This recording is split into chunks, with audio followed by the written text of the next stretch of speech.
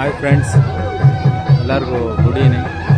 ಇವತ್ತು ನಮ್ಮೂರು ಬೆಟ್ಟದಲ್ಲಿ ಲಕ್ಷದೀಪೋತ್ಸವ ಮಾಡ್ತಾಯಿದ್ದಾರೆ. ಭಾರಿ ಜನ ಬಂದಿದ್ದಾರೆ. ಇದೇ ಮೊದಲ ಬಾರಿಗೆ ಮಾಡ್ತಿರೋದು.